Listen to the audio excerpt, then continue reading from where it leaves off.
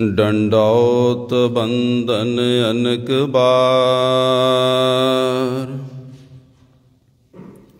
SERB कला समरथ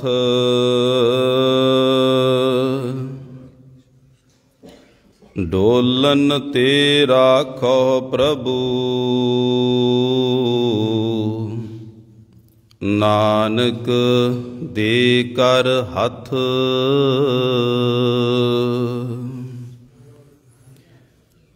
नासरो मनसूर गुरु गोबिंद सिंह। ए जदी मनजूर गुरु गोबिंद सिंह। हक रागंजूर गुरु गोबिंद सिंह। जुमला फैजल नूर गुरु गोबिंद सिंह। हक हक अंदेस गुरु गोबिंद सिंह। बादशाह दरवेश गुरु गोबिंद सिंह।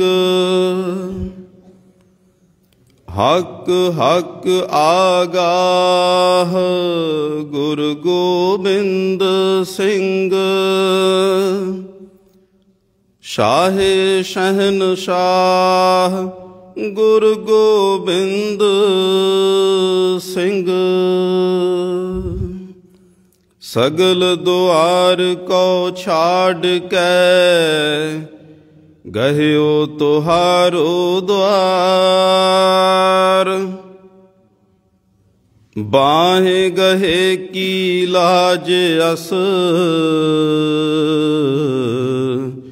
गोबिंद दास तुहार। सो कहो टल गुर सेविय अहनस सहज सुभाय। दर्शन परस्यै गुरु कै जन्म मरण दुख जाय। होवै सिफत खसम दी नूर अरसो कुरसो चट्टीऐ। तुद डिठे सच्चे पातशाह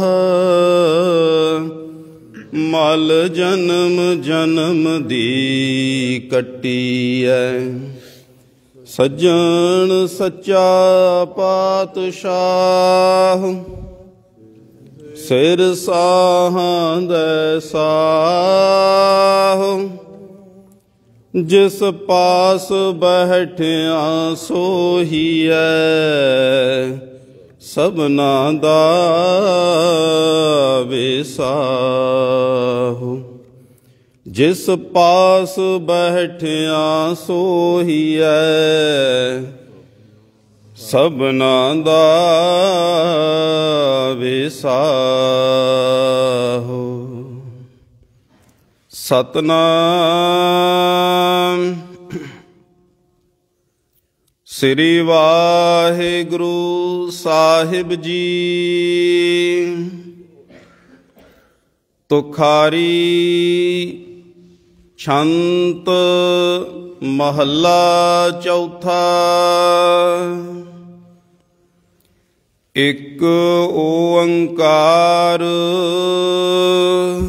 सतगुर प्रसाद।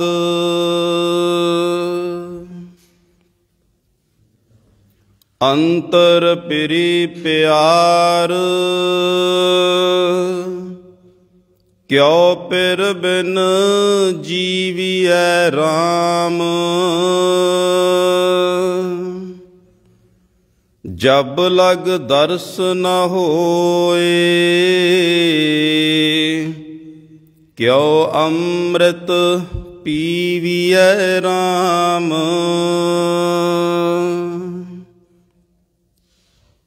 ਅੰਤਰ ਪਿਰੀ ਪਿਆਰ, ਕਿਉ ਪਿਰ ਬਿਨ ਜੀਵੀਐ ਰਾਮ। ਜਬ ਲਗ ਦਰਸ ਨ ਹੋਏ,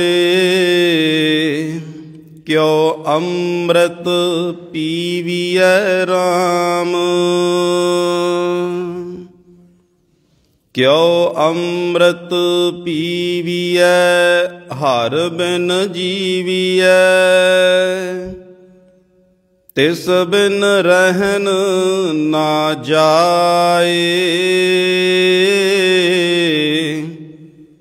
ਆਨ ਦਿਨ ਪ੍ਰਿਉ ਪ੍ਰਿਉ ਕਰੇ ਦਿਨ ਰਾਤੀ। ਪਿਰ ਬਿਨ ਪਿਆਸ ਨਾ ਜਾਏ। ਆਪਣੀ ਕਿਰਪਾ ਕਰੋ ਹਰ ਪਿਆਰੇ, ਹਰ ਹਰ ਨਾਮ ਸਦ ਸਾਰਿਆ। ਗੁਰ ਕੈ ਸ਼ਬਦ ਮਿਲਿਆ ਮੈਂ ਪ੍ਰੀਤਮ, ਹਉ ਸਤਿਗੁਰ ਬਿਟਹੁ ਵਾਰਿਆ। ਆਪਣੀ ਕਿਰਪਾ ਕਰੋ ਹਰ ਪਿਆਰੇ, ਹਰ ਹਰ ਨਾਮ ਸਦ ਸਾਰਿਆ। ਗੁਰ ਕੈ ਸ਼ਬਦ ਮਿਲਿਆ ਮੈਂ ਪ੍ਰੀਤਮ, ਹਉ ਸਤਿਗੁਰ ਵਿਟਹੁ ਵਾਰਿਆ।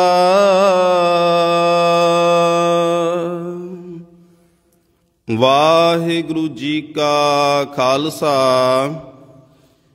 ਵਾਹਿਗੁਰੂ ਜੀ ਕੀ ਫਤਿਹ। ਸਤਿਗੁਰੂ ਗਰੀਬ ਨਿਵਾਜ, ਚਬਰ ਛਤਰ ਤਖਤ ਦੇ ਮਾਲਕ, ਦਸਾਂ ਪਾਤਸ਼ਾਹੀਆਂ ਦੀ ਆਤਮਿਕ ਜੋਤ, ਧੰਨ ਧੰਨ ਸ੍ਰੀ ਗੁਰੂ ਗ੍ਰੰਥ ਸਾਹਿਬ ਜੀ ਮਹਾਰਾਜ ਜੀ ਦੀ ਪਾਵਨ ਪਵਿੱਤਰ ਹਜ਼ੂਰੀ ਦੇ ਅੰਦਰ ਜੁੜ ਬੈਠੇ ਸਤ ਸੰਗੀ ਜਨੋ, ਆਪ ਸਮੂਹ ਸੰਗਤਾਂ ਵਡਭਾਗੇ ਹੋ ਜੋ ਅੰਮ੍ਰਿਤ ਵੇਲੇ ਤੋਂ ਕਲਗੀਧਰ ਪਾਤਸ਼ਾਹ ਸਰਵੰਸ ਦਾਨੀ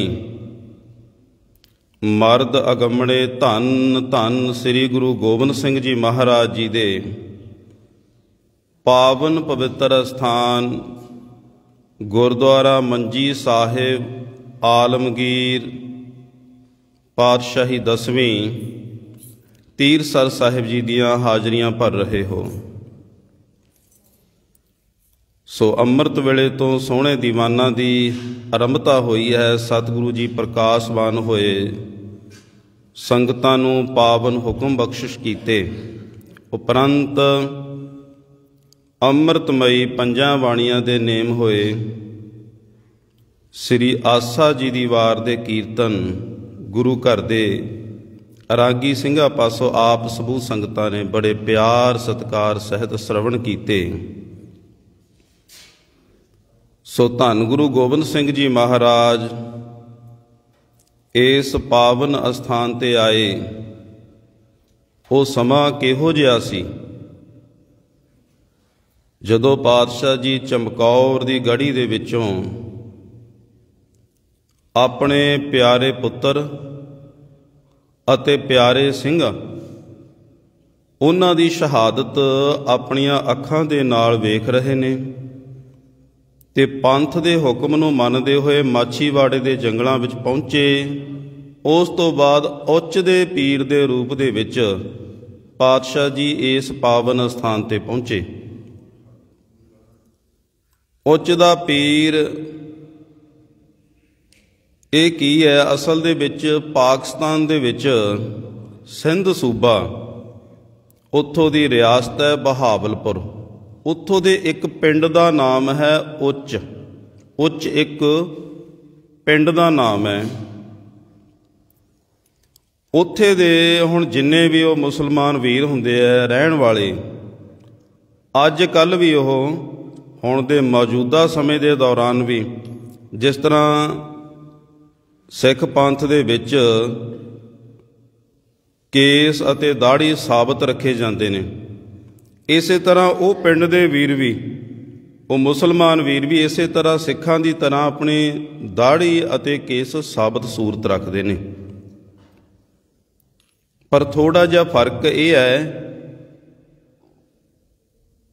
ਕਿ ਅਸੀਂ ਕੇਸਾਂ ਨੂੰ ਬੰਨ੍ਹ ਲੈਂਦੇ ਹਾਂ, ਜੂੜਾ ਕਰ ਲੈਂਦੇ ਹਾਂ, ਉਹ ਵੀਰ ਕੇਸਾਂ ਨੂੰ ਪਿਛਾਂਹ ਨੂੰ ਸੁੱਟ ਦਿੰਦੇ ਨੇ ਅਤੇ ਉੱਪਰੋਂ ਫੇਰ ਉਹ ਪਗੜੀ ਬੰਨ੍ਹਦੇ ਨੇ ਪਿਛਾਂਹ ਨੂੰ ਸੁੱਟ ਕੇ।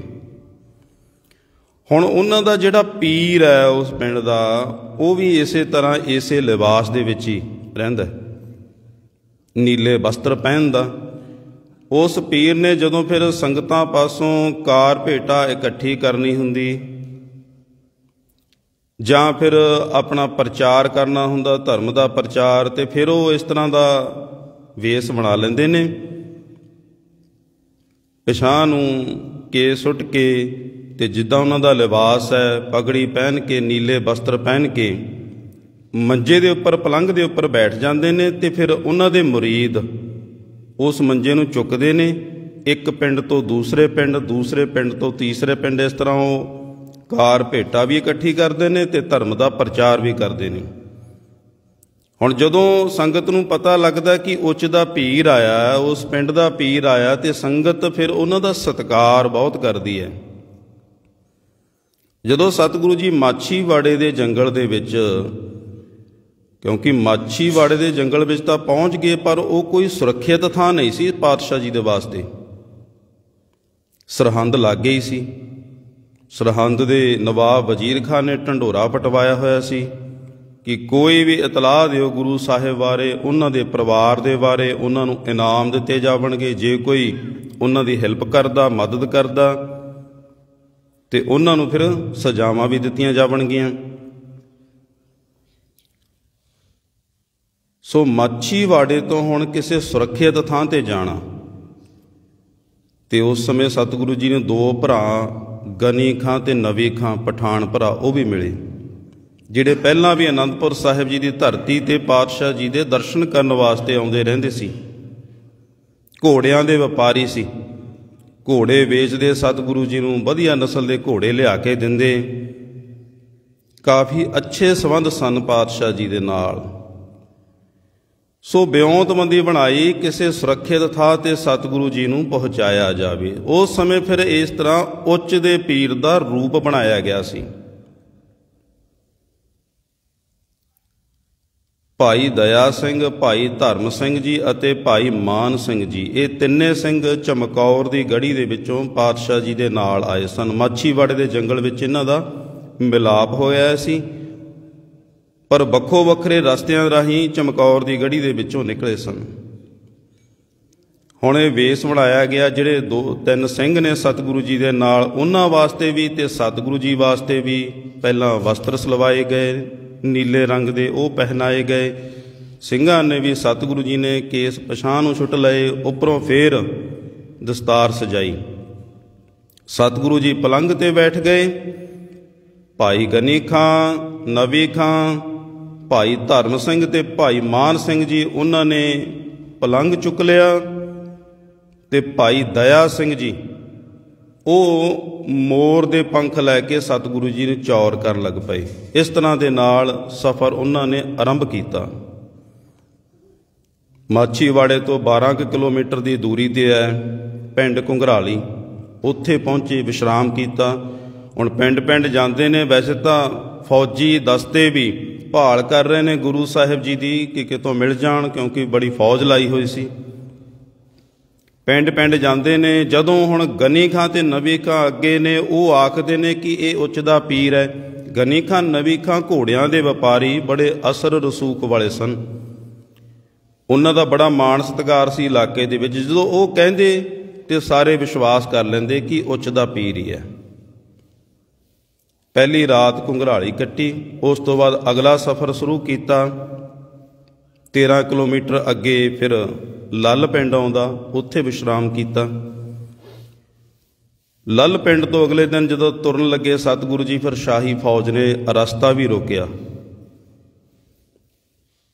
ਕਿਉਂਕਿ ਪਹਿਚਾਣ ਕਰਨਾ ਚਾਹੁੰਦੇ ਸਨ। ਉਹ ਸ਼ਾਹੀ ਫੌਜ, ਮੁਗਲ ਫੌਜ ਤਹਿਕੀਕਾਤ ਕਰਨਾ ਚਾਹੁੰਦੇ ਸਨ ਕਿ ਕਿਤੇ ਗੁਰੂ ਗੋਬਿੰਦ ਸਿੰਘ ਜੀ ਇਸ ਭੇਸ ਦੇ ਵਿੱਚ ਨਿਕਲ ਨਾ ਜਾਵਣ। ਫੌਜੀਆਂ ਨੇ ਫਾਰਸੀ ਦੇ ਵਿੱਚ ਸਤਿਗੁਰੂ ਜੀ ਨਾਲ ਵਾਰਤਾਲਾਪ ਕੀਤੀ। ਫਾਰਸੀ ਜ਼ਬਾਨ ਦੇ ਸਤਿਗੁਰੂ ਜੀ ਜਾਣੀ ਸਨ, ਉਹਨਾਂ ਦੇ ਨਾਲ ਵਾਰਤਾਲਾਪ ਕੀਤੀ। ਫਿਰ ਸਲੋਹ ਪਿੰਡ ਦੇ ਇੱਕ ਕਾਜੀ ਨੂੰ ਬੁਲਾਇਆ ਗਿਆ। ਉਹਨਾਂ ਦਾ ਨਾਮ ਸੀ ਮੀਰ ਮੁਹੰਮਦ। ਅਸਲ ਵਿੱਚ ਇਹ ਗੁਰੂ ਗੋਬਿੰਦ ਸਿੰਘ ਜੀ ਮਹਾਰਾਜ ਜੀ ਨੂੰ ਜਾਣਦਾ ਸੀ। ਜਦੋਂ ਛੋਟੇ ਸੀ ਸਤਿਗੁਰੂ ਜੀ, ਉਸ ਸਮੇਂ ਫਾਰਸੀ ਜ਼ੁਬਾਨ ਦੇ ਅੱਖਰ ਇਸੇ ਪਾਸੋਂ ਸਤਿਗੁਰੂ ਜੀ ਨੇ ਸਿੱਖੇ ਸਨ, ਤੇ ਇਸ ਨੇ ਪਹਿਚਾਣ ਵੀ ਲਿਆ ਕਿ ਇਹ ਗੁਰੂ ਗੋਬਿੰਦ ਸਿੰਘ ਜੀ ਮਹਾਰਾਜ ਜੀ ਹੀ ਹਨ।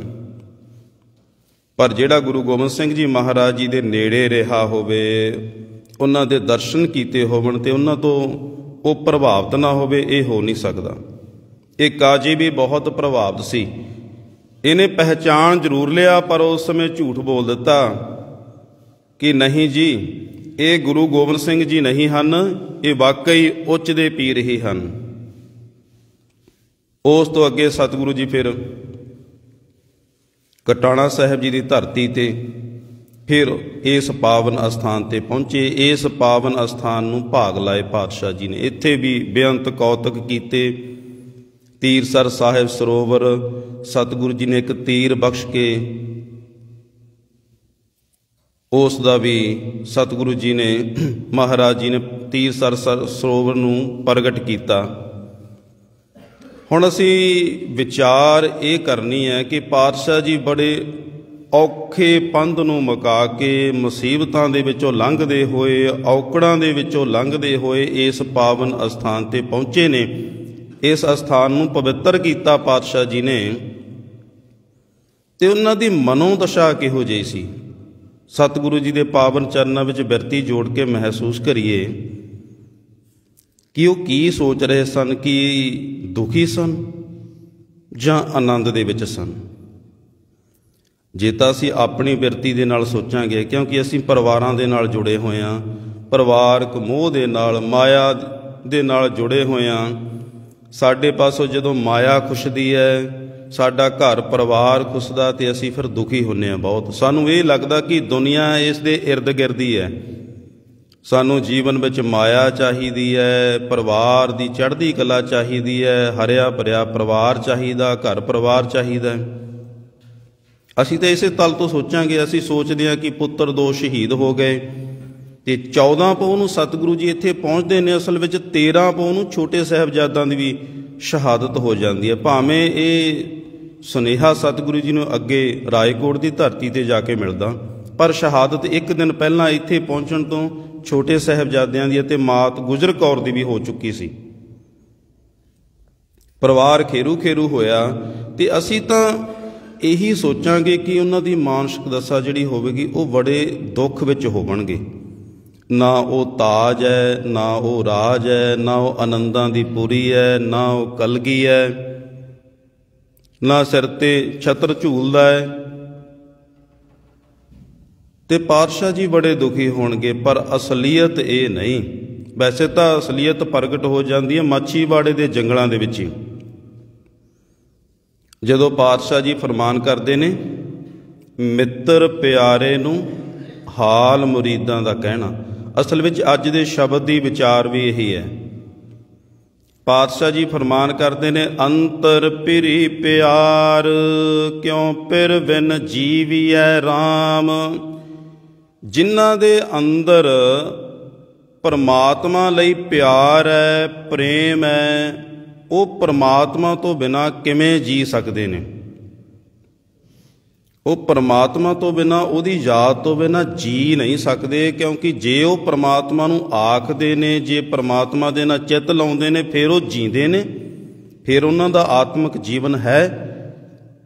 ਜੇ ਉਹ ਭੁੱਲਦੇ ਨੇ ਤੇ ਫਿਰ ਉਹ ਅਸਲ ਦੇ ਵਿੱਚ ਉਹਨਾਂ ਦੀ ਆਤਮਿਕ ਮੌਤ ਹੁੰਦੀ ਹੈ। ਆਖਾ ਜੀਵਾਂ ਵਿਸਰੈ ਮਰ ਜਾਓ।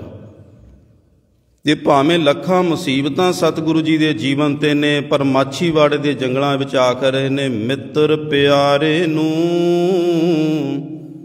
ਹਾਲ ਮੁਰੀਦਾਂ ਦਾ ਕਹਿਣਾ। ਉਸ ਮਿੱਤਰ ਨੂੰ, ਪਿਆਰੇ ਨੂੰ, ਉਹ ਪਿਆਰਾ ਮਿੱਤਰ ਹੈ ਕਿਹੜਾ? ਇੱਕ ਓੰਕਾਰ, ਉਹ ਅਕਾਲ ਪੁਰਖ ਵਾਹਿਗੁਰੂ, ਜਿਸ ਨੇ ਸਾਨੂੰ ਇਹ ਸੰਸਾਰ 'ਤੇ ਕਹਿੰਦੇ ਭੇਜਿਆ, ਜਿਹਦੇ ਅਸੀਂ ਦਾਸ ਹਾਂ। ਮੈਂ ਹੋ ਪਰਮ ਪੁਰਖ ਕੋ ਦਾਸਾ, ਦੇਖਣ ਆਇਓ ਜਗਤ ਤਮਾਸ਼ਾ। ਅਸਲ ਵਿੱਚ ਪਿਆਰੇ ਪਾਤਸ਼ਾਹ ਜੀ ਦੇ ਹੋਰ ਵੀ ਨੇ, ਜਿਹੜੇ ਕੇਸਗੜ੍ਹ ਦੇ ਮੈਦਾਨ ਦੇ ਵਿੱਚ 5 ਸਿੰਘ ਨਿਤਰੇ ਨੇ। ਭਾਈ ਦਇਆ ਸਿੰਘ, ਭਾਈ ਧਰਮ ਸਿੰਘ ਜੀ, ਭਾਈ ਹਿੰਮਤ ਸਿੰਘ ਜੀ, ਭਾਈ ਮੋਹਕਮ ਸਿੰਘ ਜੀ ਤੇ ਭਾਈ ਸਾਹਿਬ ਸਿੰਘ ਜੀ।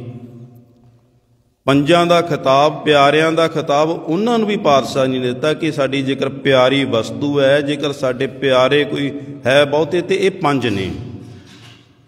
ਤੇ ਮਿੱਤਰ ਪਿਆਰਾ ਉਹ ਅਕਾਲ ਪੁਰਖ ਵਾਹਿਗੁਰੂ, ਉਸ ਨੂੰ ਵੀ ਪਿਆਰ ਦੇ ਨਾਲ ਆਖਦੇ ਨੇ ਕਿ ਉਹਨੂੰ ਸਾਡਾ ਹਾਲ ਦੱਸਣਾ। ਹਾਲ ਕੀ ਦੱਸਣਾ? ਇਹ ਨਹੀਂ ਦੱਸਣਾ ਕਿ ਸਾਡੇ 2 ਪੁੱਤਰ ਸ਼ਹੀਦ ਹੋ ਚੁੱਕੇ ਨੇ, ਜਾਂ ਆਨੰਦਾਂ ਦੀ ਪੁਰੀ ਨਹੀਂ ਰਹੀ, ਜਾਂ ਪਿਆਰ ਜਾਨ ਤੋਂ ਵੀ ਪਿਆਰੇ ਸਿੰਘ ਉਹ ਸ਼ਹਾਦਤ ਦਾ ਜਾਮ ਪੀ ਚੁੱਕੇ ਨੇ, ਇਹ ਨਹੀਂ ਦੱਸਣਾ। ਜਾਂ ਇੰਨੀਆਂ ਮੁਸੀਬਤਾਂ, ਇੰਨੀਆਂ ਔਕੜਾਂ, ਇੰਨੇ ਦੁੱਖ ਮੇਰੇ ਜੀਵਨ ਦੇ ਵਿੱਚ ਆਏ। ਜਿਵੇਂ ਅਸੀਂ ਘਬਰਾ ਜਾਂਦੇ ਹਾਂ, ਜੀਵਨ ਵਿੱਚ ਕਦੇ ਵੀ ਦੁੱਖ ਹੁੰਦਾ ਤੇ ਉਲਾਂਭੇ ਦੇਣ ਲੱਗ ਜਾਂਦੇ ਹਾਂ ਪਰਮਾਤਮਾ ਨੂੰ, ਅਕਾਲ ਪੁਰਖ ਵਾਹਿਗੁਰੂ ਨੂੰ, ਕਿ ਪਰਮਾਤਮਾ ਇਹ ਜੀਵਨ ਦੇ ਵਿੱਚ ਮੈਂ ਯਾਦ ਕਰਦਾ ਤੈਨੂੰ, ਯਾਦ ਦੇ ਬਾਵਜੂਦ ਜੀਵਨ ਵਿੱਚ ਦੁੱਖ ਨੇ। ਇੱਦਾਂ ਦਾ ਉਲਾਂਭਾ ਨਹੀਂ ਸਤਿਗੁਰੂ ਜੀ ਦੇ ਰਹੇ। ਉਹ ਤਾਂ ਕਹਿੰਦੇ ਨੇ ਸਾਡਾ ਹਾਲ ਦੱਸੋ ਸਾਡੇ ਪਿਆਰੇ ਨੂੰ। ਕੀ ਦੱਸਣਾ? ਕਹਿੰਦੇ ਦੱਸੋ ਤੁਧ ਬਿਨ ਰੋਗ, ਰਜਾਈਆਂ ਦਾ ਓਡਣ। ਐ ਪਿਆਰੇ, ਤੈਥੋਂ ਬਿਨਾ ਰੋਗ ਹੈ, ਰਜਾਈਆਂ ਦਾ ਓਡਣ। ਇਹ ਜਿਹੜਾ ਇਸ ਰੁੱਤੇ ਪੋਹ ਦੇ ਮਹੀਨੇ ਦੇ ਵਿੱਚ, ਪੋਹ ਦੇ ਮਹੀਨੇ ਦੇ ਵਿੱਚ ਪਾਤਸ਼ਾਹ ਜੀ ਮਾਛੀਵਾੜੇ ਦੇ ਜੰਗਲਾਂ ਦੇ ਵਿੱਚ ਉਸ ਸਮੇਂ ਸ਼ਬਦ ਉਚਾਰਨ ਕਰ ਰਹੇ ਨੇ। ਰਜਾਈਆਂ ਦਾ ਨਿੱਘ ਮਾਣ ਰਹੇ ਹਾਂ ਅਸੀਂ ਉਸ ਸਮੇਂ। ਕਹਿੰਦੇ ਰਜਾਈਆਂ ਦਾ ਜਿਹੜਾ ਓਡਣ ਹੈ, ਰਜਾਈਆਂ ਦਾ ਨਿੱਘ ਹੈ, ਅਸਲ ਦੇ ਵਿੱਚ ਜੇ ਤੇਰੇ ਨਾਲੋਂ ਟੁੱਟਦੇ ਆ ਪਿਆਰੇ ਤਾਂ ਇਹ ਵੀ ਇੱਕ ਰੋਗ ਹੈ। ਨਾਗ ਨਿਵਾਸਾਂ ਦੇ ਰਹਿਣਾ, ਨਾਗ ਸੱਪ ਨੂੰ ਕਿਹਾ ਜਾਂਦਾ, ਤੇ ਚੰਗੇ ਚੰਗੇ ਆਲੀਸ਼ਾਨ ਮਕਾਨਾਂ ਦੇ ਵਿੱਚ ਰਹਿਣਾ ਇੱਦਾਂ ਹੈ ਜੇ ਪਰਮਾਤਮਾ ਤੋਂ ਟੁੱਟ ਕੇ ਅਸੀਂ ਰਹਿੰਦੇ ਹਾਂ। ਜਿਵੇਂ ਨਾਗ ਭਾਵ ਸੱਪ, ਘਰ ਦੇ ਸੱਪ ਰਹਿੰਦੇ ਨੇ ਘਰਾਂ ਦੇ ਵਿੱਚ, ਆਪਣੀਆਂ ਖੁੱਡਾਂ ਦੇ ਵਿੱਚ। ਉਹ ਕਿੱਦਾਂ ਰਹਿੰਦੇ ਨੇ? ਹੁਣ ਸੱਪ ਦਾ ਜਿਹੜਾ ਸਾਰਾ ਜੀਵਨ ਹੁੰਦਾ ਹੈ, ਇਹ ਵਿਸ਼ ਘੋਲਦਾ ਰਹਿੰਦਾ ਸੱਪ। ਇਹ ਜਿਹੜੀ ਜ਼ਹਿਰ ਹੈ, ਜਦੋਂ ਇਹ ਡੱਸਦਾ ਕਿਸੇ ਮਨੁੱਖ ਨੂੰ,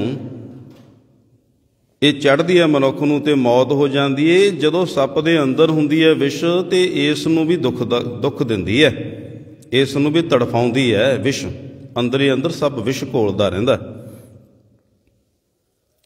ਤੇ ਇਹਦਾ ਜੀਵਨ ਇੱਦਾਂ ਦਾ, ਭਾਵੇਂ ਇਹਦੇ ਪਾਸ ਵਿਸ਼ ਹੈ, ਇਹ ਜ਼ਹਿਰ ਹੈ, ਪਰ ਇਹ ਲੁਕਿਆ ਹੀ ਰਹਿੰਦਾ ਖੱਡਾਂ ਦੇ ਵਿੱਚ।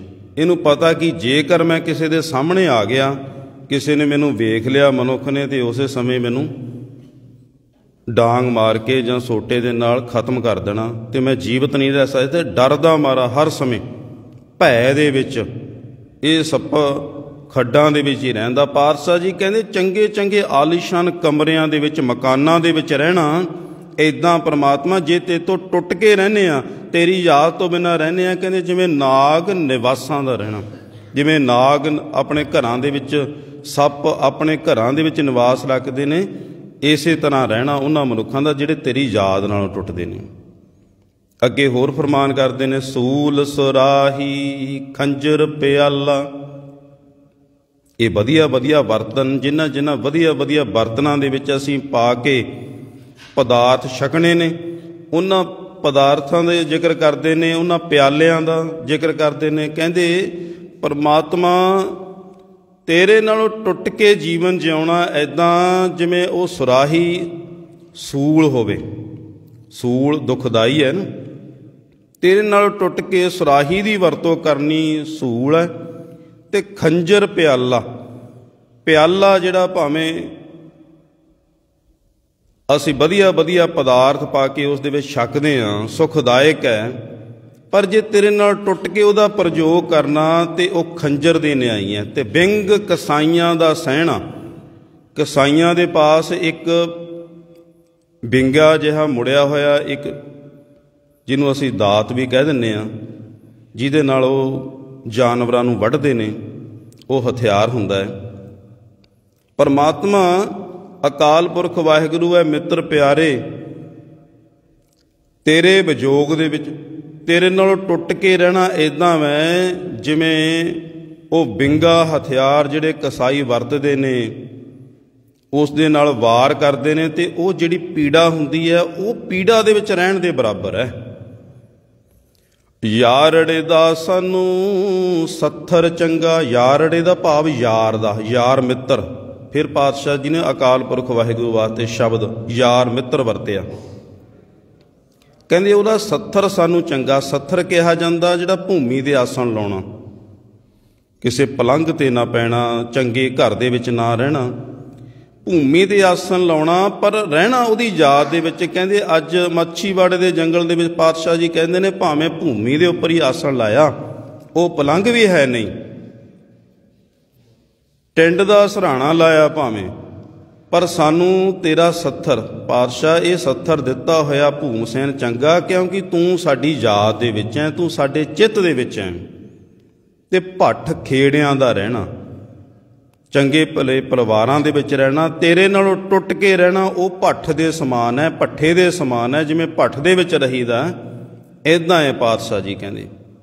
यह है प्यार सतगुरु जी का अकाल पुरख दे नाल, कोई गिला शिकवा नहीं, सगों चढ़दी कला दे विच ने कि साडा हाल है असीं तेरे नाल जुड़े होए हां, इस करके असीं आनंद दे विच हां। ते पातशाह जी इस पावन स्थान ते भी बैठे ने, कोई मन दे विच दुख नहीं उन्हां दे, सगों आनंद दे विच ने। आनंद की है वो? असल विच आनंद ये है कि ਜਿਹੜੇ संकल्प पातशाह जी ने अपने जीवन दे विच लए उन्हां नूं पूरा कर चुके ने। संकल्प किहड़े लए ने हो? असल विच ਜਿਹੜੇ मनुख क्रांतिकारी हुंदे आ ना, ਜਿਹੜੇ इनकलाब लियाउणा चाहुंदे ने, ਜਿਹੜੇ तब्दीली समाज दे विच लियाउणा चाहुंदे ने, उन्हां नूं पहिलां ही पता हुंदा कि जे तब्दीली समाज दे विच लियाउणी है ते औकड़ां मुसीबतां दा सामना करना ही पवेगा। ये गल पहलां ही क्लीयर हुंदी है कि उन्होंने मुसीबतों का सामना जरूर करना पवेगा, तो उन्होंने तो घबराउंदे नहीं फिर वो, क्योंकि उन्हों का जिहड़ा एम हुंदा, निशाना लक्ष्य हुंदा है, उस लक्ष्य तक पहुँचना हुंदा। इस हिंदुस्तान की धरती ते हज़ारां साल पहलां विदेशी हुकूमतां ने राज किया। इस हिंदुस्तान की धरती नूं चंगी तरह दे नाल लुटिया घसुटिया, इत्थों के लोगों नूं इदां जलील किया कि ये गुलाम रहना पसंद कर चुके सन। ये सोच ही नहीं सकते ने कि असी कदे आज़ाद भी हो सकते हैं। जदों पातशाह जी हथियारां की गल करते हैं कि हथियार फड़ो भाई हत्थां दे विच, हर सिंह शस्त्रधारी होवो, ते इत्थों के लोगों की जमीर मरी हुई है, जमीर मर चुकी है। तो ये कहते ने, कहते हम तो तोलन जाने तकड़ी, नंगी करद न कबहू पकड़ी। असी तो तकड़ी तोलन जानते हैं, असीं तां कदे हत्थ दे विच नंगी करद नहीं फड़ी। चिड़ी उड़ी से हम डर जाएं, मुगलों से कैसे लड़ पाएं। चिड़ी उड़दी है तो त्राह निकल जाता साडा, तो मुगलों के नाल तुसीं लड़न दीयां गल्लां करदे हो। पातशाह जी नूं कहंदे, पातशाह जी ने वेख ली इस धरती की मानसिक दशा, ते देख के की आखदे ने, चिड़ियों से मैं बाज लड़ाऊं, 1.25 लाख से एक लड़ाऊं, तबै गोबिंद सिंह नाम कहाऊं। कहंदे साडा भी यह संकल्प है, जे तुसीं इदां चिड़ी उड़ी तो डरदे हो, तुसीं हत्थ दे विच नंगी करद नहीं फड़ सकदे, ते मैं भी कहंदे फिर चिड़ियां दे नाल फिर बाजां नूं लड़ावांगा, 1.25 लाख दे नाल एक नूं लड़ावांगा, तां मैं कहांगा अपना नाम कहावांगा। तो यह संकल्प पातशाह जी पूरा करके इस स्थान पर आए ने, चमकौर की धरती ते। 4 संकल्प पातशाह जी ने पूरे किए। पहला संकल्प ये, हुण चमकौर की धरती ते जदों लड़ाई हुई है, 8 पौह की सवेर हुई है, ਪਹਿਲਾਂ ਤਾਂ ਇੱਕਦਮ ਅਟੈਕ ਕਰਨ ਵਾਸਤੇ ਆਖਿਆ ਗਿਆ ਸੀ ਵਜ਼ੀਰ ਖਾਂ ਵੱਲੋਂ ਕਿ ਟੁੱਟ ਕੇ ਪੈ ਜਾਓ। ਜਦੋਂ ਸਿੰਘਾਂ ਨੇ ਮੁਕਾਬਲਾ ਕੀਤਾ, ਸਤਿਗੁਰੂ ਜੀ ਗੜੀ ਦੀ ਮਮਟੀ ਤੇ ਬੈਠੇ ਨੇ, ਉਹਨਾਂ ਨੇ ਵੀ ਤੀਰਾਂ ਦੀ ਵਾਰਸ਼ ਲਾਤੀ। ਵੱਡੇ ਵੱਡੇ ਜਰਨੈਲ ਆਏ ਨੇ ਫੜਨ ਵਾਸਤੇ, ਪੌੜੀਆਂ ਲਾਹ ਕੇ, ਨਾਹਰ ਖਾਂ ਵਰਗੇ, ਗਨੀ ਖਾਂ ਵਰਗੇ। ਜਦੋਂ ਪਾਤਸ਼ਾਹ ਜੀ ਨੇ ਇੱਕ ਇੱਕ ਤੀਰ ਬਖਸ਼ ਕੇ ਉਹਨਾਂ ਨੂੰ ਸਦਾ ਦੀ ਨੀਂਦੇ ਸਵਾ ਦਿੱਤਾ ਤੇ ਫਿਰ ਵੇਖ ਲਿਆ ਵੀ ਔਖਾ ਕੰਮ, ਫਿਰ ਪਿੱਛੇ ਹਟ ਕੇ ਖੜ ਗਏ। ਹੁਣ ਪਾਤਸ਼ਾਹ ਜੀ ਉਹ ਬਚਨ ਜਿਹੜਾ 1.25 ਲੱਖ ਸੇ ਏਕ ਲੜਾਊਂ ਜਿਹੜਾ ਆਖਿਆ ਸੀ ਨਾ, ਇਸ ਧਰਤੀ ਤੇ ਸੰਕਲਪ ਨੂੰ ਪੂਰਾ ਕਰ ਰਹੇ ਨੇ। ਜਦੋਂ ਮਨੁੱਖ ਨੇ ਕੋਈ ਸੰਕਲਪ ਕੀਤਾ ਹੋਵੇ ਕਿਸੇ ਨੇ ਵੀ, ਉਹ ਸੰਕਲਪ ਦੀ ਜਦੋਂ ਪੂਰਾ ਹੁੰਦਾ ਦਿਖਾਈ ਦੇ ਰਿਹਾ ਹੋਵੇ ਨਾ, ਤੇ ਫਿਰ ਉਹਦੇ ਵਾਸਤੇ ਜਿਹੜੇ ਮਹਾਂਪੁਰਸ਼ ਹੁੰਦੇ ਨੇ ਬੜਾ ਆਨੰਦਮਈ ਜੀਵਨ ਬਣ ਜਾਂਦਾ। ਉਹਨਾਂ ਦਾ ਆਨੰਦ ਵਿੱਚ ਆ ਜਾਂਦੇ ਨੇ ਕਿ ਜਿਹੜਾ ਸੰਕਲਪ ਲਿਆ ਸੀ ਉਹ ਪੂਰਾ ਹੋ ਚੁੱਕਾ। 5 ਸਿੰਘਾਂ ਦੇ ਜਥੇ ਨੂੰ ਭੇਜਿਆ ਜਾ ਰਿਹਾ, ਲੱਖਾਂ ਦੀ ਫੌਜ ਹੈ। ਅਸਲ ਵਿੱਚ ਪਾਤਸ਼ਾਹ ਜੀ ਨੇ ਇੱਕ ਨੂੰ ਲੱਖਾਂ ਦੇ ਨਾਲ ਲੜਾ ਦਿੱਤਾ। ਲੱਖ ਦਾ ਮੁਕਾਬਲਾ 1.25 ਲੱਖ ਦਾ ਇੱਕ ਸਿੰਘ ਕਰ ਰਿਹਾ। ਭਾਵੇਂ ਠੀਕ ਹੈ, ਇਹ ਗੱਲ ਕਲੀਅਰ ਹੈ ਕਿ ਸ਼ਹਾਦਤ ਹੋਵੇਗੀ, ਇੱਕ ਦਾ 1.25 ਲੱਖ ਦੇ ਨਾਲ ਕੀ ਮੁਕਾਬਲਾ। ਪਰ ਉਹਨਾਂ ਦੇ ਅੰਦਰ ਜਿਹੜਾ ਚਾਅ ਮਲਾਰ ਸ਼ਹਾਦਤਾਂ ਵਾਸਤੇ, ਜੋ ਪਾਤਸ਼ਾਹ ਜੀ ਨੇ ਆਪਣੀ ਅਗਵਾਈ ਦੇ ਵਿੱਚ ਫੌਜ ਨੂੰ ਜਥੇਬੰਦ ਕੀਤਾ, ਜਿਹੜੇ ਕਹਿੰਦੇ ਸੀ ਚਿੜੀ ਉੜੀ ਸੇ ਹਮ ਡਰ ਜਾਏ, ਉਹਨਾਂ ਦੇ ਅੰਦਰ ਅਜਿਹੀ ਸ਼ਕਤੀ ਭਰ ਦਿੱਤੀ ਪਾਤਸ਼ਾਹ ਜੀ ਨੇ ਅੰਮ੍ਰਿਤ ਦੀ ਦਾਤ ਦੇ ਕੇ ਕਿ 1.25 ਲੱਖ ਦੇ ਅੱਗੇ ਵੀ ਲਲਕਾਰਦੇ ਜਾਂਦੇ ਨੇ ਤੇ ਚਾਅ ਦੇ ਨਾਲ ਜਾ ਰਹੇ ਨੇ। ਪਤਾ ਸਭ ਨੂੰ ਹੋਣੀ ਸ਼ਹਾਦਤ ਹੈ, ਪਰ ਫਿਰ ਵੀ ਚਾਅ ਦੇ ਨਾਲ ਜਾ ਰਹੇ ਨੇ। ਇਹ ਸੰਕਲਪ ਨੂੰ ਪੂਰਾ ਕਰਕੇ ਪਾਤਸ਼ਾਹ ਜੀ ਇਸ ਪਾਵਨ ਸਥਾਨ ਤੇ ਪਹੁੰਚੇ ਨੇ। ਪਹਿਲਾ ਇਹ ਸੰਕਲਪ। ਦੂਜਾ, ਜਦੋਂ ਅੰਮ੍ਰਿਤ ਦੀ ਦਾਤ 5 ਪਿਆਰਿਆਂ ਨੂੰ ਦਿੱਤੀ ਹੈ ਪਾਤਸ਼ਾਹ ਜੀ ਨੇ, ਉਸ ਤੋਂ ਬਾਅਦ ਉਹਨਾਂ ਤੋਂ ਮੰਗ ਆਪ ਕੀਤੀ। ਭਾਈ ਦਇਆ ਸਿੰਘ ਜੀ ਕਹਿਣ ਲੱਗੇ, ਪਾਤਸ਼ਾਹ ਜੀ ਅਸੀਂ ਆਪਣਾ ਸੀਸ ਦਿੱਤਾ ਤੇ ਤੁਸੀਂ ਅੰਮ੍ਰਿਤ ਦੀ ਦਾਤ ਦਿੱਤੀ ਹੈ, ਹੁਣ ਤੁਸੀਂ ਅੰਮ੍ਰਿਤ ਦੀ ਦਾਤ ਮੰਗ ਰਹੇ ਹੋ, ਤੁਸੀਂ ਕੀ ਦਿਓਗੇ? ਸੀਸ ਹਾਜ਼ਰ ਹੈ ਪਾਤਸ਼ਾਹ ਜੀ ਕਹਿੰਦੇ ਅਸੀਂ ਸਿੱਖ ਹਾਂ ਤੇ ਤੁਸੀਂ ਗੁਰੂ ਹੋ। ਸਿੱਖ ਵੀ ਸੀਸ ਦੇਵੇ, ਗੁਰੂ ਦਾ ਰੁਤਬਾ ਵੱਡਾ, ਗੁਰੂ ਵੀ ਸੀਸ ਦੇਵੇ, ਉਨੀ ਕੀ ਭੇਟਾ ਗੁਰੂ ਦੇਵੇ। ਤੇ ਪਾਤਸ਼ਾਹ ਜੀ ਕਹਿਣ ਲੈ ਹੁਣ ਮੇਰਾ ਸੀਸ ਤੁਹਾਡੇ ਵਾਸਤੇ ਹਾਜ਼ਰ ਹੈ। ਵੈਸੇ ਪਹਿਲਾਂ ਆਪਣੇ ਪਿਤਾ ਦਾ ਸੀਸ ਦੇ ਚੁੱਕੇ ਹਾਂ 9 ਸਾਲ ਦੀ ਉਮਰ ਦੇ ਵਿੱਚ। ਆਉਣ ਵਾਲੇ ਸਮੇਂ ਦੇ ਵਿੱਚ ਜਦੋਂ ਵੀ ਕੌਮ ਤੇ ਪੀੜਾ ਪਵੇਗੀ, ਭੀੜ ਬਣੇਗੀ, ਤੇ ਆਪਣੇ ਪਰਿਵਾਰ ਦੇ ਜਿਸ ਵਿਅਕਤੀ ਦਾ ਸੀਸ ਦੀ ਪੰਥ ਨੂੰ ਲੋੜ ਹੋਵੇਗੀ, ਮੈਂ ਚਾਅ ਦੇ ਨਾਲ ਭੇਜਾਂਗਾ। ਸਰਬੰਸ ਵੀ ਵਾਰਨਾ ਪਿਆ ਤੇ ਦਿਆਂਗਾ। ਇਹ ਹੈ ਦੂਸਰਾ ਸੰਕਲਪ। ਤੇ ਪਾਤਸ਼ਾਹ ਜੀ ਜਦੋਂ ਜਾ ਰਹੇ ਨੇ ਚਮਕੌਰ ਦੀ ਗੜੀ ਦੇ ਵਿੱਚ, ਜਦੋਂ 5 ਜਥੇ ਬਾਹਰ ਭੇਜ ਰਹੇ ਨੇ, ਦੂਜਾ ਗਿਆ, ਤੀਜਾ ਜਥਾ ਗਿਆ, ਸਾਹਿਬਜ਼ਾਦਾ ਅਜੀਤ ਸਿੰਘ, ਉਹਨਾਂ ਦਾ ਖੂਨ ਵੀ ਖੌਲ ਉੱਠਿਆ। ਉਹਨਾਂ ਨੇ ਵੀ ਆਪਣੇ ਪਿਤਾ ਜੀ ਅੱਗੇ ਆਖਿਆ, ਸਤਿਗੁਰੂ ਜੀ ਮੈਨੂੰ ਵੀ ਆਗਿਆ ਦਿਓ। ਬਾਬਾ ਅਜੀਤ ਸਿੰਘ ਨੂੰ, ਆਪਣੇ ਵੱਡੇ ਸਾਹਿਬਜ਼ਾਦੇ ਨੂੰ ਪਾਤਸ਼ਾਹ ਜੀ ਆਪ ਜੰਗ ਦੇ ਮੈਦਾਨ ਦੇ ਵਿੱਚ ਭੇਜ ਰਹੇ ਨੇ। ਉਹਨਾਂ ਦੀ ਸ਼ਹਾਦਤ ਹੁੰਦੀ ਹੈ। ਵੱਡੇ ਭਰਾ ਨੂੰ ਸ਼ਹੀਦ ਹੁੰਦੇ ਵੇਖ ਕੇ ਛੋਟੇ ਭਰਾ ਵੀ ਕਹਿਣ ਲੱਗ ਪਏ, ਪਿਤਾ ਜੀ ਮੈਨੂੰ ਵੀ ਆਗਿਆ ਦਿਓ। ਹੁਣ ਦੇਖੋ ਪਰਿਵਾਰ ਖੇਰੂ ਹੋ ਚੁੱਕਾ। ਛੋਟੇ ਸਾਹਿਬਜ਼ਾਦਿਆਂ ਦਾ ਪਤਾ ਕੁਝ ਨਹੀਂ, ਵੱਡੇ ਨਾਲ ਨੇ, ਵੱਡਿਆਂ ਵਿੱਚੋਂ ਇੱਕ ਸ਼ਹਾਦਤ ਦਾ ਜਾਮ ਪੀ ਚੁੱਕਾ, ਇੱਕ ਰਹਿ ਗਿਆ ਸਾਹਮਣੇ, ਬਾਬਾ ਜੁਝਾਰ ਸਿੰਘ। ਸਿੰਘਾਂ ਨੇ ਬਹੁਤ ਕਿਹਾ, ਪਾਤਸ਼ਾਹ ਜੀ ਨਿਸ਼ਾਨੀ ਰੱਖ ਲਓ ਆਪਣੀ, ਪਰ ਪਾਤਸ਼ਾਹ ਜੀ ਆਪਣੇ ਇਰਾਦੇ ਤੇ ਦ੍ਰਿੜ ਰਹੇ। ਇਹ ਵੀ ਮੇਰੇ ਬੱਚੇ ਨੇ ਸਿੰਘ ਜਿਹੜੇ ਸ਼ਹਾਦਤ ਦਾ ਜਾਮ ਪੀ ਰਹੇ ਨੇ। ਬਾਬਾ ਜੁਝਾਰ ਸਿੰਘ ਜੀ ਨੂੰ ਵੀ ਪਾਤਸ਼ਾਹ ਜੀ ਨੇ ਭੇਜਿਆ। ਅਸਲ ਵਿੱਚ ਜਿਹੜਾ ਉਹ ਸੰਕਲਪ ਲਿਆ ਸੀ ਪਾਤਸ਼ਾਹ ਜੀ ਨੇ, ਦੂਸਰਾ ਸੰਕਲਪ, ਉਹਦੀ ਪਹਿਲੀ ਕਿਸ਼ਤ ਵੀ ਚਮਕੌਰ ਦੀ ਗੜੀ ਦੇ ਵਿੱਚ ਪਾਤਸ਼ਾਹ ਜੀ ਨੇ ਉਤਾਰ ਦਿੱਤੀ। ਬਾਬਾ ਜੁਝਾਰ ਸਿੰਘ ਜੀ ਦੀ ਵੀ ਸ਼ਹਾਦਤ ਹੋਈ। ਉਹ ਦੂਜਾ ਸੰਕਲਪ ਪੂਰਾ ਕਰਕੇ ਵੀ ਪਾਤਸ਼ਾਹ ਜੀ ਫਿਰ ਇਸ ਪਾਵਨ ਸਥਾਨ ਤੇ ਪਹੁੰਚੇ। ਤੀਜਾ ਸੰਕਲਪ ਕੀ ਸੀ? ਜਦੋਂ ਅੰਮ੍ਰਿਤ ਦੀ ਦਾਤ ਦਿੱਤੀ ਹੈ, ਖਾਲਸਾ ਪੰਥ ਸਜਾਇਆ ਪਾਤਸ਼ਾਹ ਜੀ ਨੇ, ਉਸ ਸਮੇਂ ਅਸਲ ਵਿੱਚ ਖਾਲਸਾ ਪੰਥ ਨੂੰ ਗੁਰੂ ਹੋਣ ਦਾ ਮਾਣ ਦੇ ਦਿੱਤਾ ਸੀ ਕਿ 5 ਸਿੰਘ ਜੋ ਵੀ ਬਚਨ ਕਰਨਗੇ ਉਹਨੂੰ ਸਾਰਾ ਪੰਥ ਮੰਨੇਗਾ ਤੇ ਅਸੀਂ ਵੀ ਮੰਨਾਂਗੇ।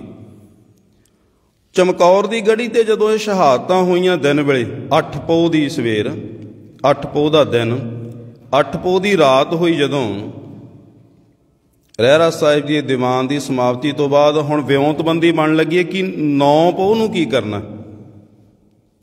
9 ਪੋਹ ਵਾਲੇ ਦਿਨ ਕੀ ਕੁਝ ਵਿਉਂਤਬੰਦੀ। ਪਾਤਸ਼ਾਹ ਜੀ ਆਖਣ ਲੱਗੇ ਪਹਿਲਾ ਜਥਾ ਲੈ ਕੇ ਹੁਣ ਅਸੀਂ ਜਾਵਾਂਗੇ ਕੱਲ੍ਹ ਨੂੰ ਮੈਦਾਨੇ ਜੰਗ ਦੇ ਵਿੱਚ ਤੇ ਸ਼ਹਾਦਤ ਦਾ ਜਾਮ ਪੀਵਾਂਗੇ। ਸਿੱਖ ਘਬਰਾ ਗਏ ਕਿ ਸਤਿਗੁਰੂ ਜੀ ਚਲੇ ਗਏ ਤੇ ਸ਼ਹਾਦਤ ਹੋ ਜਾਵੇਗੀ। ਸਤਿਗੁਰੂ ਜੀ ਨੂੰ ਕਿਸੇ ਸੁਰੱਖਿਅਤ ਥਾਂ ਤੇ ਪਹੁੰਚਾਉਣਾ ਤਾਂ ਜੇ ਧਰਮ ਦਾ ਪ੍ਰਚਾਰ ਕਰ ਸਕਣ ਤੇ ਹੋਰ ਸਿੰਘ ਸਜਾ ਸਕਣ ਤੇ ਜਾਬਰ ਹਕੂਮਤ ਦੇ ਵਿਰੁੱਧ ਫੇਰ ਟੱਕਰ ਲੈ ਸਕਣ। ਸਿੰਘਾਂ ਨੇ ਬੇਨਤੀ ਕੀਤੀ, ਪਾਤਸ਼ਾਹ ਜੀ ਬਿਲਕੁਲ ਨਹੀਂ ਮੰਨੇ, ਅਟਲ ਰਹੇ। ਫਿਰ ਭਾਈ ਦਿਆ ਸਿੰਘ ਉਹਨਾਂ ਨੇ ਅਗਵਾਈ ਦੇ ਵਿੱਚ ਸਿੰਘ ਇਕੱਠੇ ਕੀਤੇ 5 ਤੇ ਪਾਤਸ਼ਾਹ ਜੀ ਅੱਗੇ ਗਏ। ਪਾਤਸ਼ਾਹ ਜੀ ਤੁਸੀਂ ਸੰਕਲਪ ਲਿਆ ਸੀ ਕਿ 5 ਸਿੰਘ ਜੋ ਵੀ ਬਚਨ ਕਰਨਗੇ ਉਹਨਾਂ ਬਚਨਾਂ ਦੇ ਉੱਪਰ ਪਹਿਰਾ ਦਿੱਤਾ ਜਾਵੇਗਾ। ਅੱਜ ਅਸੀਂ ਕੌਮ ਦੀ ਭਲਾਈ ਵਾਸਤੇ ਤੁਹਾਨੂੰ ਇਹ ਬੇਨਤੀ ਕਰਦੇ ਹਾਂ ਕਿ ਤੁਸੀਂ ਇਹ ਗੜੀ ਛੱਡ ਕੇ ਕਿਸੇ ਸੁਰੱਖਿਅਤ ਥਾਂ ਤੇ ਚਲੇ ਜਾਓ ਤੇ ਹੋਰ ਸਿੰਘਾਂ ਨੂੰ ਅੰਮ੍ਰਿਤ ਛਕਾਓ ਤੇ ਜਾਬਰ ਇਸ ਜ਼ੁਲਮੀ ਹਕੂਮਤ ਦੇ ਵਿਰੁੱਧ ਤੁਸੀਂ ਸਿੰਘਾਂ ਨੂੰ ਤਿਆਰ ਕਰਕੇ ਉਹਨਾਂ ਦੇ ਵਿਰੁੱਧ ਫਿਰ ਲੜਾਈ ਕਰੋ। ਉਸ ਸਮੇਂ ਪਾਤਸ਼ਾਹ ਜੀ ਨੇ ਫਿਰ ਹੁਕਮ ਨੂੰ ਮੰਨਿਆ। ਇਹ ਤੀਜਾ ਸੰਕਲਪ ਉਸ ਦਿਨ ਪੂਰਾ ਕੀਤਾ ਪਾਤਸ਼ਾਹ ਜੀ ਨੇ। 5 ਸਿੰਘਾਂ ਦੇ ਹੁਕਮ ਦੇ ਅੱਗੇ ਪਾਤਸ਼ਾਹ ਜੀ ਨੇ ਸੀਸ ਨਵਾ ਦਿੱਤਾ ਕਿ ਜੋ ਹੁਕਮ। ਅਗਲੇ ਵਿਉਂਤਬੰਦੀ ਫਿਰ ਪਾਤਸ਼ਾਹ ਜੀ ਨੇ ਬਣਾਈ। ਚੌਥਾ ਸੰਕਲਪ ਪਾਤਸ਼ਾਹ ਜੀ ਦਾ ਇਹ ਸੀ, ਜਦੋਂ ਪਾਤਸ਼ਾਹ ਜੀ ਨੇ ਅੰਮ੍ਰਿਤ ਦੀ ਦਾਤ ਦਿੱਤੀ ਪਹਾੜੀ ਰਾਜੇ ਖੁਸ਼ ਨਹੀਂ ਸੀ। ਸਤਿਗੁਰੂ ਜੀ ਦੀ ਚੜ੍ਹਦੀ ਕਲਾ ਵੇਖ ਕੇ ਉਸ ਤੋਂ ਪਹਿਲਾਂ ਭੰਗਾਣੀ ਦਾ ਯੁੱਧ ਵੀ ਹੋ ਚੁੱਕਾ ਸੀ, ਇਹਦੇ ਵਿੱਚ ਕਰਾਰੀ ਹਾਰ ਪਹਾੜੀ ਰਾਜਿਆਂ ਨੂੰ ਹਾਰ ਦਾ ਮੂੰਹ ਵੇਖਣਾ ਪਿਆ, ਪਰ ਟੱਕਰ ਸਿੱਧੀ ਲੈ ਨਹੀਂ ਸਕਦੇ ਸੀ ਪਾਤਸ਼ਾਹ ਜੀ ਨਾਲ। ਅੰਮ੍ਰਿਤ ਦੀ ਦਾਤ ਦਿੱਤੀ, ਇਹ ਪਤਾ ਲੱਗ ਗਿਆ ਕਿ ਜਿਹੜੀ ਅੰਮ੍ਰਿਤ ਦੀ ਦਾਤ ਦਿੱਤੀ ਹੈ ਪਾਤਸ਼ਾਹ ਜੀ ਨੇ ਇੱਕੋ ਬਾਟੇ ਦੇ ਵਿੱਚੋਂ ਸਾਰਿਆਂ ਨੂੰ ਅੰਮ੍ਰਿਤ ਛਕਾ ਦਿੱਤਾ। ਜਾਤ ਪਾਤ ਦਾ ਬਹੁਤ ਬੋਲਬਾਲਾ ਸੀ। ਵੈਸੇ ਜਾਤ ਪਾਤ ਦੇ ਵਿਰੁੱਧ ਤਾਂ ਪਾਤਸ਼ਾਹ ਜੀ ਊਚ ਨੀਚ ਦੇ ਵਿਰੁੱਧ ਪਹਿਲੇ ਜਾਮੇ ਤੋਂ ਡਟੇ ਹੋਏ ਨੇ। ਜਿੰਨੀ ਗੁਰਬਾਣੀ ਪੜ੍ਹੋ, ਧੰਨ ਗੁਰੂ ਨਾਨਕ ਦੇਵ ਜੀ, ਗੁਰੂ ਅਮਰਦਾਸ ਜੀ ਮਹਾਰਾਜ ਜਾਂ ਭਗਤ ਸਾਹਿਬਾਨਾਂ ਦੀ ਜਾਤ ਪਾਤ ਦੇ ਵਿਰੁੱਧ ਪਾਤਸ਼ਾਹ ਜੀ ਨੇ ਗੱਲਾਂ ਕੀਤੀਆਂ ਨੇ। ਉਪਦੇਸ਼ ਦਿੱਤਾ ਕਿ ਜਾਤ ਕਾ ਗਰਬ ਨਾ ਕਰ ਮੂਰਖ ਗਵਾਰਾ, ਇਸ ਗਰਬ ਤੇ ਚੱਲੇ ਬਹੁਤ ਬੇਕਾਰਾ, ਇਹਦਾ ਗਰਬ ਨਾ ਕਰ। ਜਾਤ ਦਾ ਮਾਣ ਨਾ ਕਰ ਉੱਚੀ ਨੀਵੀਂ ਦਾ। ਅਸਲ 'ਚ ਜਾਤ ਪਾਤ ਸਤਿਗੁਰੂ ਜੀ ਨੇ ਮੰਨੀ ਨਹੀਂ ਊਚ ਨੀਚ। ਰਹੋ ਵਿਚਾਰ। ਸਤਿਗੁਰੂ ਜੀ ਨੇ ਇੱਕੋ ਬਾਟੇ ਦੇ ਵਿੱਚੋਂ ਅੰਮ੍ਰਿਤ ਦੀ ਦਾਤ ਦੇ ਦਿੱਤੀ। ਪਹਾੜੀ ਰਾਜੇ ਆਖਣ ਲੱਗੇ ਕਿ ਪਾਤਸ਼ਾਹ ਜੀ ਅਸੀਂ ਵੀ ਅੰਮ੍ਰਿਤ ਛਕਣਾ ਚਾਹੁੰਦੇ ਹਾਂ। ਪਾਤਸ਼ਾਹ ਜੀ ਕਹਿੰਦੇ ਛਕੋ, ਪਰ ਕਹਿੰਦੇ ਤੁਸੀਂ ਤਾਂ ਇੱਕੋ ਬਾਟੇ ਦੇ ਵਿੱਚੋਂ ਨੀਵੀਆਂ ਜਾਤਾਂ ਵਾਲਿਆਂ ਨੂੰ ਵੀ ਉਹਨਾਂ ਦੇ ਨਾਲ ਵੀ ਬਾਟਾ ਸਾਂਝਾ ਕਰ ਰਹੇ ਹੋ, ਅਸੀਂ ਇੱਦਾਂ ਅੰਮ੍ਰਿਤ ਦੀ ਦਾਤ ਨਹੀਂ ਲੈ ਸਕਦੇ। ਪਾਤਸ਼ਾਹ ਜੀ ਆਖਣ ਲੱਗੇ ਫਿਰ ਤਾਂ ਇਹ ਅੰਮ੍ਰਿਤ ਦਾ ਤਾਂ ਸੰਕਲਪ ਹੀ ਇਹ ਹੈ ਕਿ ਸਾਡੇ ਵਿੱਚੋਂ ਊਚ ਨੀਚ ਜਾਤ ਪਾਤ ਖਤਮ ਹੋ ਸਕੇ। ਇੱਕੋ ਬਾਟੇ ਦੇ ਵਿੱਚੋਂ ਅੰਮ੍ਰਿਤ ਦੀ ਦਾਤ ਲੈ ਕੇ ਅਸੀਂ ਬਰਾਬਰ ਦਾ ਹੱਕ ਹਰੇਕ ਮਨੁੱਖ ਨੂੰ ਦੇ ਸਕੀਏ, ਕਿਉਂਕਿ ਮਾਨਸ ਕੀ ਜਾਤ ਸਭੈ ਏਕੈ ਪਹਿਚਾਨਵੋ।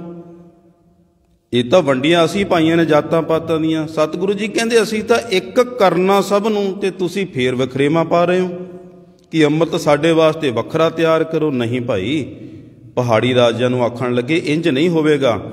ਅੰਮ੍ਰਿਤ ਦੀ ਦਾਤ ਲੈਣੀ ਹੈ, ਆਓ ਜਿਹੜੇ ਨੀਵੀਆਂ ਜਾਤਾਂ ਵਾਲੇ ਨੇ ਉਹ ਵੀ ਨਾਲ ਤੁਹਾਡੇ ਬਾਟਾ ਸਾਂਝਾ ਕਰਨਗੇ ਜੇ ਲੈਣੀ ਹੈ। ਤੇ ਉਹਨਾਂ ਨੇ ਵਿਰੋਧਤਾ ਕਰਤੀ। ਪਾਤਸ਼ਾਹ ਜੀ ਕਹਿੰਦੇ ਭਾਈ ਇਹ ਜਿਹੜੇ ਗਰੀਬ ਸਿੱਖ ਨੇ ਜਿਨ੍ਹਾਂ ਨੂੰ ਤੁਸੀਂ ਨੀਵੀਆਂ ਜਾਤਾਂ ਵਾਲੇ ਆਖਦੇ ਹੋ, ਇਨ ਗਰੀਬ ਸਿੱਖਨ ਕੋ ਦੇ ਪਾਤਸ਼ਾਹੀ ਯਾਦ ਕਰੇ ਹਮਰੀ ਗੁਰਿਆਈ। ਕਹਿੰਦੇ ਇਹਨਾਂ ਨੂੰ ਪਾਤਸ਼ਾਹੀਆਂ ਦੇ ਕੇ ਜਾਵਾਂਗੇ ਜਿਨ੍ਹਾਂ ਨੂੰ ਤੁਸੀਂ ਕਹਿੰਦੇ ਹੋ ਨੀਵੇਂ ਆ, ਸਾਡੇ ਬਰਾਬਰ ਦੇ ਨਹੀਂ।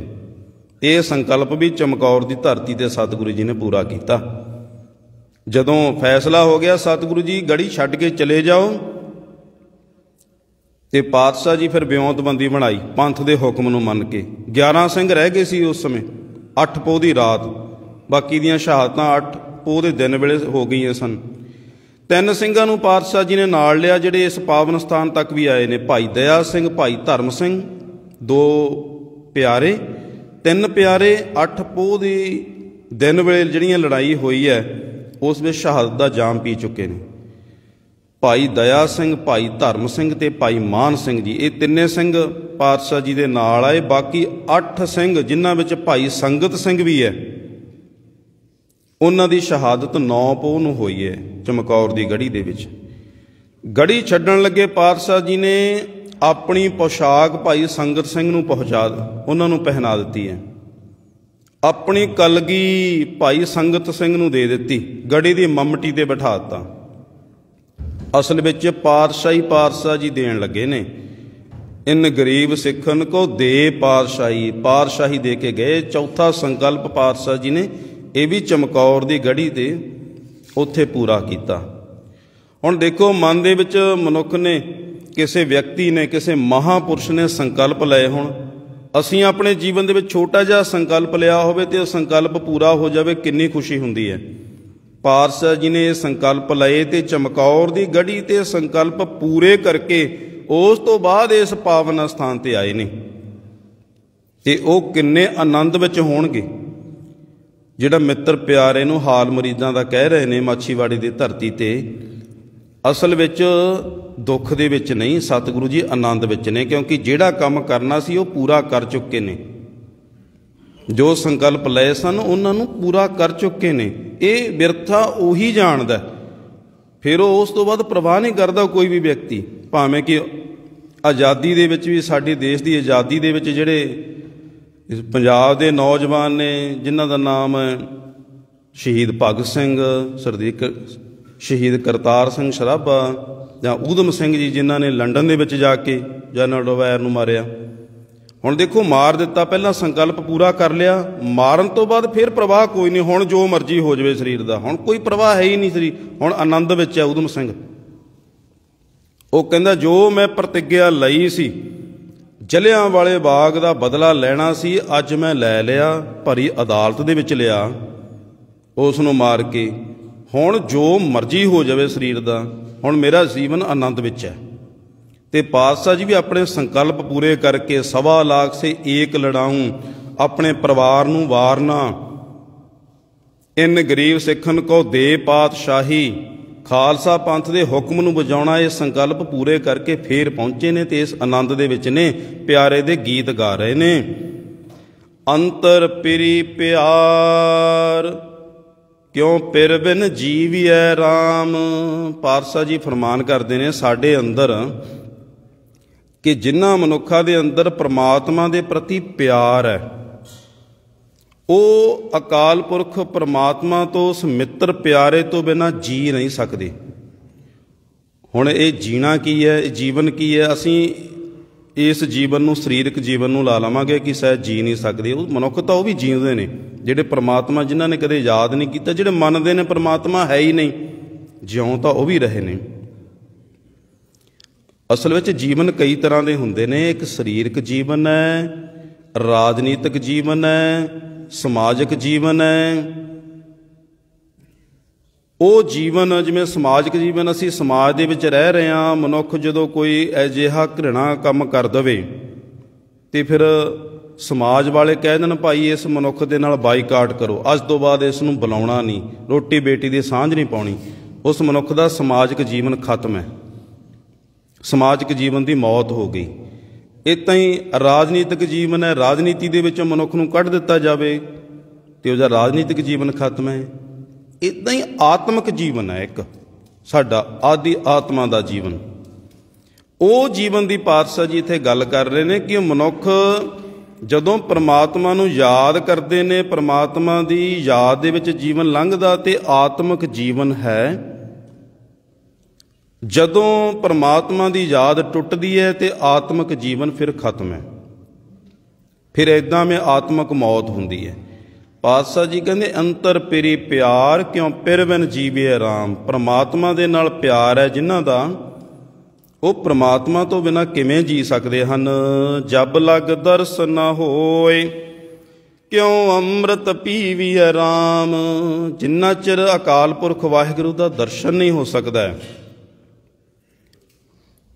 ਅੰਮ੍ਰਿਤ ਹੈ ਜਿਹੜਾ ਮ੍ਰਿਤੂ ਤੋਂ ਰਹਿਤ ਕਰ ਦੇਵੇ, ਜਾਂ ਆਤਮਿਕ ਜੀਵਨ ਦੇਣ ਵਾਲਾ ਨਾਮ ਜਲ, ਉਸ ਨੂੰ ਅੰਮ੍ਰਿਤ ਆਖਿਆ। ਕਹਿੰਦੇ ਅੰਮ੍ਰਿਤ ਕਿਵੇਂ ਉਹ ਲਿਆ ਜਾ ਸਕਦਾ, ਅੰਮ੍ਰਿਤ ਕਿਵੇਂ ਪ੍ਰਾਪਤ ਕੀਤਾ ਜਾ ਸਕਦਾ, ਜਬ ਲਗ ਦਰਸ਼ਨ ਨਾ ਹੋਏ, ਜਦੋਂ ਤੱਕ ਪਰਮਾਤਮਾ ਦੇ ਦਰਸ਼ਨਾਂ ਦੀ ਤਾਂਘ ਮਨ ਦੇ ਵਿੱਚ ਪੈਦਾ ਨਹੀਂ ਹੋਈ। ਕਿ ਉਹ ਅੰਮ੍ਰਿਤ ਪੀਵੀਐ ਹਰ ਬਿਨ ਜੀਵੀਐ। ਅੰਮ੍ਰਿਤ ਸਗੋਂ ਪਰਮਾਤਮਾ ਦੇ ਦਰਸ਼ਨਾਂ ਤੋਂ ਬਿਨਾਂ, ਤਾਂਘ ਤੋਂ ਬਿਨਾਂ, ਪਿਆਰ ਤੋਂ ਬਿਨਾਂ ਅੰਮ੍ਰਿਤ ਤਾਂ ਕੀ ਮਿਲਣਾ, ਜੀਵਨ ਤਾਂ ਕੀ ਮਿਲਣਾ। ਪਰ ਤਿਸ ਬਿਨ ਰਹਿਨ ਨਾ ਜਾਏ। ਸਤਿਗੁਰੂ ਜੀ ਕਹਿੰਦੇ ਕਿਉਂ ਅੰਮ੍ਰਿਤ ਪੀਵੀਐ ਹਰ ਬਿਨ ਜੀਵੀਐ, ਤਿਸ ਬਿਨ ਰਹਿਨ ਨਾ ਜਾਏ। ਰਹਿਨ ਨਾ ਜਾਏ ਆਤਮਿਕ ਸ਼ਾਂਤੀ, ਇੱਕ ਟਿਕਾ ਸਾਡੇ ਅੰਦਰ। ਮਨ ਜਿਹੜਾ ਦੌੜਦਾ ਫਿਰਦਾ ਚਾਰ ਸਪੇਰੇ, ਹਰ ਸਮੇਂ ਸਾਨੂੰ ਸ਼ਾਂਤੀ ਨਹੀਂ ਮਹਿਸੂਸ ਹੁੰਦੀ, ਟਿਕਾ ਦੇ ਵਿੱਚ ਨਹੀਂ ਰਹਿੰਦਾ। ਤੇ ਪਾਤਸ਼ਾਹ ਜੀ ਕਹਿੰਦੇ ਪਰਮਾਤਮਾ ਦੇ ਪਿਆਰ ਤੋਂ ਬਿਨਾਂ, ਉਹਦੇ ਬਿਨਾਂ ਰਹਿਨ ਨਾ ਜਾਏ, ਆਤਮਿਕ ਸ਼ਾਂਤੀ ਨਹੀਂ ਸਾਨੂੰ ਮਿਲ ਸਕਦੀ। ਜੇ ਆਤਮਿਕ ਸ਼ਾਂਤੀ ਲੈਣੀ ਹੈ ਤੇ ਪਰਮਾਤਮਾ ਦੇ ਨਾਲ ਪਿਆਰ ਕਰਨਾ ਪਵੇਗਾ, ਪ੍ਰੇਮ ਕਰਨਾ ਪਵੇਗਾ। ਅਨ ਦਿਨ ਪ੍ਰਿਓ ਪ੍ਰਿਓ ਕਰੇ ਦਿਨ ਰਾਤੀ, ਪਿਰ ਬਿਨ ਪਿਆਸ ਨਾ ਜਾਏ। ਅਨ ਦਿਨ ਭਾਵ ਹਰ ਵੇਲੇ, ਹਰ ਸਮੇਂ, ਦਿਨ ਰਾਤ। ਉਹਨਾਂ ਦਾ ਜੀਵਨ ਪਿਆਰ ਵਾਲਿਆਂ ਦਾ ਇੱਦਾਂ ਦਾ ਹੋ ਜਾਂਦਾ, ਹਰ ਸਮੇਂ ਪ੍ਰਿਓ ਪ੍ਰਿਓ ਪਰਮਾਤਮਾ ਨੂੰ ਪੁਕਾਰਦੇ ਨੇ। ਤੇ ਪਰਮਾਤਮਾ ਦੇ ਬਿਨ ਪਿਰ ਬਿਨ ਪਿਆਸ ਨਾ ਜਾਏ। ਪੁਕਾਰ ਤੋਂ ਬਿਨਾਂ ਉਹਨਾਂ ਦੇ ਅੰਦਰ ਜਿਹੜੀ ਪਿਆਸ ਹੈ, ਪਰਮਾਤਮਾ ਦੇ ਦਰਸ਼ਨਾਂ ਦੀ ਤਾਂਘ ਹੈ, ਉਹ ਖਤਮ ਨਹੀਂ ਹੁੰਦੀ। ਆਪਣੀ ਕਿਰਪਾ ਕਰੋ ਹਰ ਪਿਆਰੇ, ਹਰ ਹਰ ਨਾਮ ਸਦ ਸਾਰਿਆ। ਜਿਨ੍ਹਾਂ ਤੇ ਤੁਸੀਂ ਆਪਣੀ ਕਿਰਪਾ ਕਰਦੇ ਹੋ ਪ੍ਰਭੂ ਜੀ, ਗੁਰੂ ਰਾਮਦਾਸ ਜੀ ਮਹਾਰਾਜ ਫਰਮਾਨ ਕਰਦੇ ਨੇ, ਜਿਨ੍ਹਾਂ ਦੇ ਉੱਪਰ ਤੁਸੀਂ ਆਪਣੀ ਕਿਰਪਾ ਕਰਦੇ ਹੋ ਐ ਪਿਆਰੇ, ਉਹ ਹਰ ਹਰ ਨਾਮ ਸਦ ਸਾਰਿਆ। ਪ੍ਰਭੂ ਦੇ ਨਾਮ ਦੀ ਉਹ ਸੰਭਾਲ ਕਰਦੇ ਨੇ, ਪ੍ਰਭੂ ਦੇ ਨਾਮ ਨੂੰ ਆਪਣੇ ਚਿੱਤ ਦੇ ਵਿੱਚ ਟਿਕਾ ਕੇ ਰੱਖਦੇ ਨੇ। ਪਰ ਜਿਨ੍ਹਾਂ ਤੇ ਕਿਰਪਾ ਹੁੰਦੀ ਹੈ। ਗੁਰ ਕੈ ਸ਼ਬਦ ਮਿਲਿਆ ਮੈਂ ਪ੍ਰੀਤਮ, ਹਉ ਸਤਿਗੁਰ ਵਿਟ ਹਉ ਵਾਰਿਆ। ਸਤਿਗੁਰੂ ਰਾਮਦਾਸ ਜੀ ਮਹਾਰਾਜ ਚੌਥੇ ਪਾਤਸ਼ਾਹ ਫਰਮਾਨ ਕਰਦੇ ਨੇ ਕਿ ਅਸੀਂ ਆਪਣੇ ਸਤਿਗੁਰੂ ਤੋਂ ਕੁਰਬਾਨ ਜਾਂਦੇ ਹਾਂ। ਕਿਉਂ ਜਾਂਦੇ ਹਾਂ? ਕਿਉਂਕਿ ਗੁਰ ਕੈ ਸ਼ਬਦ ਮਿਲਿਆ ਮੈਂ ਪ੍ਰੀਤਮ। ਇਹ ਜਿਹੜੇ ਪ੍ਰੀਤਮ ਦੀ, ਪਿਆਰੇ ਦੀ ਪਿਛਲੇ ਸ਼ਬਦ ਦੇ ਵਿੱਚ ਗੱਲ ਕੀਤੀ ਹੈ। ਸਾਨੂੰ ਕਹਿੰਦੇ ਪ੍ਰੀਤਮ ਮਿਲ ਗਿਆ, ਪਰ ਮਿਲਿਆ ਕਿੱਦਾਂ? ਗੁਰੂ ਦੇ ਸ਼ਬਦ ਦੇ ਰਾਹੀਂ, ਗੁਰੂ ਦੇ ਉਪਦੇਸ਼ ਦੇ ਰਾਹੀਂ। ਗੁਰ ਕੈ ਸ਼ਬਦ ਮਿਲਿਆ ਮੈਂ ਪ੍ਰੀਤਮ, ਹਉ ਸਤਿਗੁਰ ਵਿਟ ਹਉ ਵਾਰਿਆ। ਤੇ ਅਸੀਂ ਆਪਣੇ ਸਤਿਗੁਰੂ ਤੋਂ ਬਲਿਹਾਰੇ ਜਾਂਦੇ ਹਾਂ। ਸੋ ਇਹ ਧੰਨ ਗੁਰੂ ਰਾਮਦਾਸ ਜੀ ਮਹਾਰਾਜ ਜੀ ਦਾ ਤੁਖਾਰੀ ਰਾਗ ਦੇ ਵਿੱਚ ਉਚਾਰਨ ਕੀਤਾ ਹੋਇਆ ਸ਼ਬਦ ਹੈ। ਪਹਿਲੇ ਬੰਦ ਦੀ ਇਸ ਦੀ ਵਿਚਾਰ ਹੋ ਚੁੱਕੀ ਹੈ।